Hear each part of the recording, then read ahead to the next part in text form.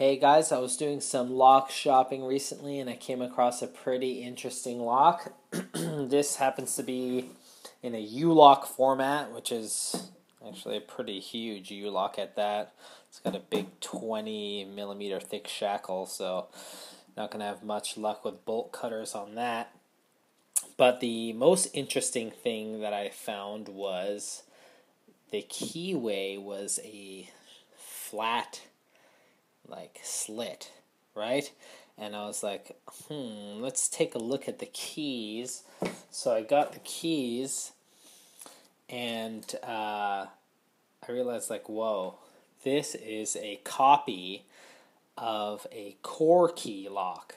But this is not the Cor-key brand. You can see the brand is GL.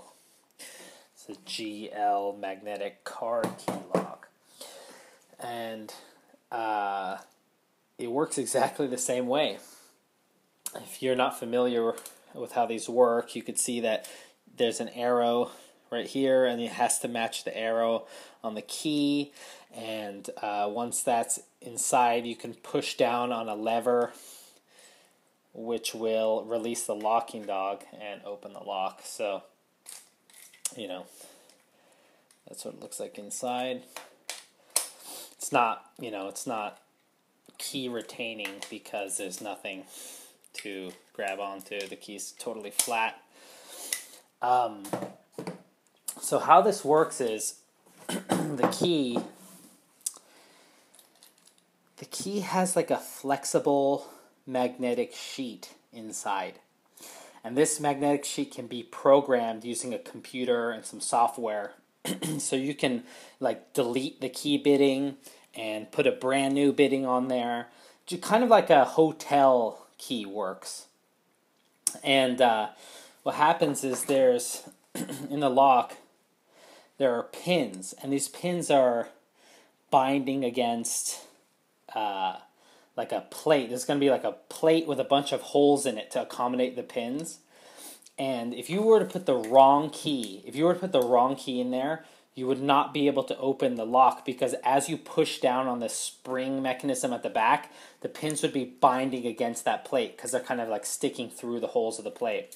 But if you have the correct key, and this is why you have to stick the key in only one way, because if you did this, then the magnet wouldn't be facing the pins.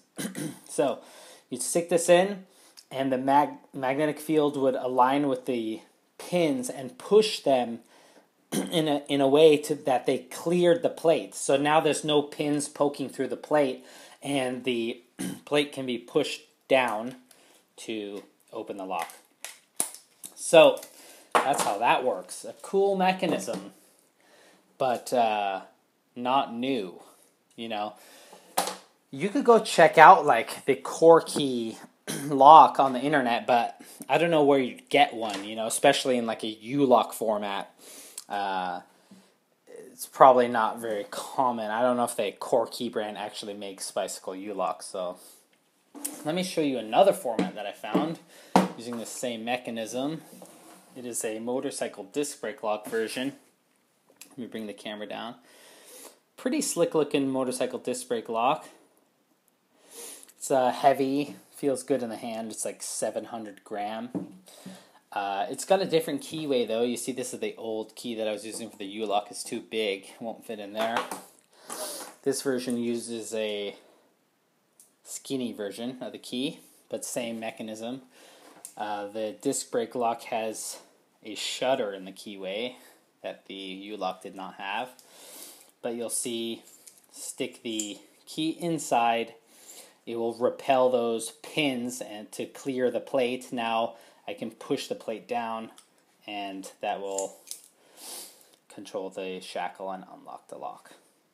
So there you go. And just to show you, here's a key for a different lock. This is the incorrect key. We'll push that inside, and we'll notice that no matter how hard we push, the shackle won't let go because the pins are now binding. They're going through that plate, and it won't allow the plate to be pushed down. So, yeah, a cool lock, cool mechanism, not new, but even though this is a duplication, it allows you to use the mechanism in some new ways, not just like doorknobs or door handles. You got motorcycle lock and a bike lock.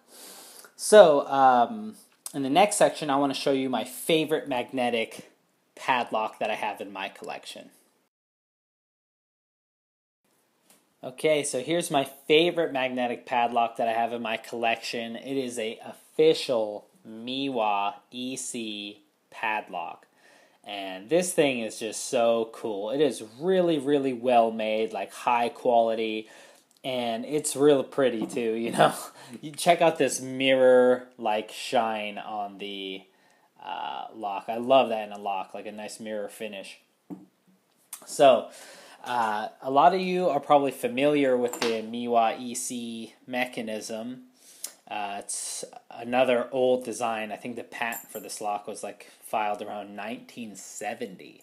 So definitely not new, but still I consider this a pretty nice, robust, secure lock. You'll see the key has a total of 14 positions on it. There's 7 on top, 7 on the bottom. And these positions could be, you know, either one of the 2 magnetic polarities or just be a dummy, like not non-magnetic pin in there. But the total key combinations is only a slightly above 16,000. So you'll see this works by being inserted into the keyway where there are magnetic pins, you know, on the top and the bottom. And the key is non-reversible to prevent you from putting it in the wrong way. This is to accept a ball bearing. That's part of the key retaining mechanism. So you just turn the key like this, and there you go. Pops open, feels real nice, works very, very well. The key is now retained.